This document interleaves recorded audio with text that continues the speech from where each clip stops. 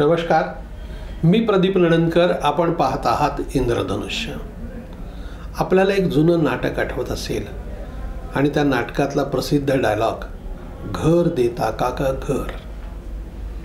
कारण वय झालंय, आयुष्याच्या संध्याकाळच्या उंबरठ्यावर उभे राहिलेले ते कुटुंब आहे आणि घरामध्ये घ्यायला कोणी तयार नाही. मुलं सांभाळ करायला तयार नाहीत, अशी ती अवस्था. आणि ते जे नाटक आहे ना, आज आपण सगळीकडे बघतोय. आता अशी नाटकं अनेक ठिकाणी पाहायला मिळतात, फक्त त्याचं रूप वेगळं असतं. राजकारणामध्ये देखील अशा नाटकांची आवृत्ती पुनरावृत्ती होत असते.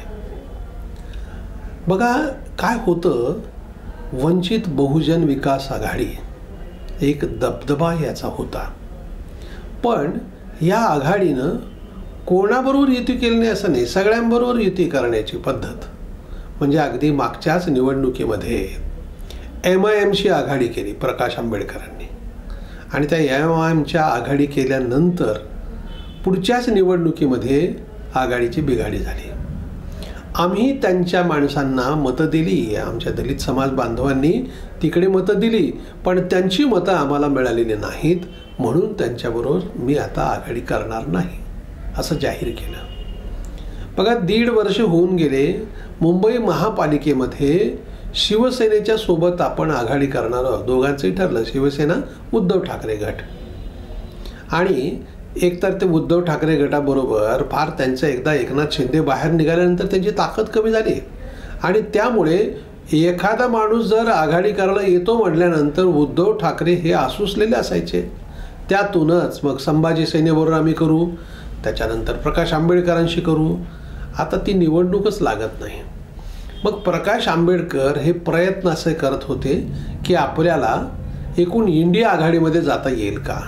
मग काँग्रेस असेल, राष्ट्रवादी असेल, मध्ये मग शरद पवारांची भेट झाली, वेगवेगळे विषय. आणि आता तर अशी अवस्था झाली आहे की ते काँग्रेसला पत्र लिहित आहेत. आपल्या मेळाव्यामध्ये मुंबईत मोठा मेळावा झाला, नाना पटोले त्या मेळाव्यामध्ये उपस्थित होते आणि त्याच्यानंतर त्यांनी भाजपचा जर पराभव करायचा असेल तर सगळेजण एक यायला पाहिजेत असं आंबेडकर म्हणत आहेत. आता हे कोणाला माहिती नाही का? सगळ्यांना माहिती आहे. पण कोणाला बरोबर घ्यायचं आणि कोणाला बरोबर नाही घ्यायचं हे प्रत्येकाची स्ट्रॅटेजी असते. मुळात प्रकाश आंबेडकरांबरोबर शरद पवार हे 2 हात दूरच राहतात. आता काँग्रेस पक्ष देखील याबद्दल फारसं काही बोलत नाही. काय इशारा दिला प्रकाश आंबेडकरांनी? लोकसभेच्या निवडणुकीत महाराष्ट्रातल्या 48 जागेवरती आम्ही उमेदवार उभे करू. ठीक आहे. काँग्रेसनी त्याच्यावरती काहीही प्रतिक्रिया अजून तरी दिलेली नाही. म्हणजे प्रकाश आंबेडकरांना अक्षरशः मला घ्या हो, मला आघाडीत घ्या हो असं म्हणण्याची पाळी येते आहे.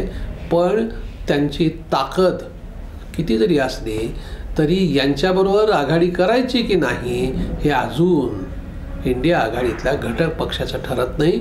खास करून काँग्रेस, म्हणजे एक काळ असा होता की राष्ट्रवादीचा याला विरोध राहील अशी स्थिती होती. राष्ट्रवादी यावर फारसं बोलत नाही आणि काँग्रेसही बोलायला तयार नाही.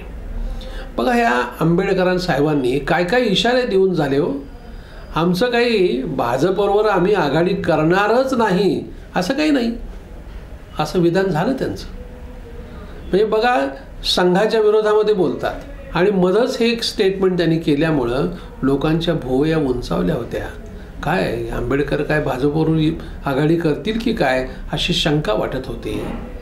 पण त्याबद्दलही काही होत नाही. आणि आता इधर ना उधर बीच में आधर अशी एक म्हण आहे आपल्याकडे. काहीच नाही. कसं होतं की दोन्ही डगरीवर हात ठेवून जर तुम्ही चालले ना तर मग विश्वासार्हता राहत नाही. मुळात झालंय कसं, प्रकाश आंबेडकर हे सोयीची आघाडी करतात, माणसांना वापरतात आणि सोडून देतात अशी त्यांची प्रतिमा झालेली आहे. पण ते काय काय बोलले ना, म्हणजे आत्ता 6 डिसेंबर नंतर आपल्याकडे दंगली उसळतील. स्टेटमेंट, संदर्भ काय, आधार काय आहे, कुठल्याच गोष्टीचा. टिपू सुलतानची जयंती साजरी केली पाहिजे त्याच्याबद्दल गौरवोद्गार. काय आहे की कोणत्याही गोष्टीमध्ये आपण एखादे बोलून वादंग उडवून द्यायचं असं धोरण आहे प्रकाश आंबेडकरांचं. पण दुर्दैवानं त्यांची आता इतकी वाईट अवस्था झाली आहे, कोणी फारशी दखलच घेत नाही.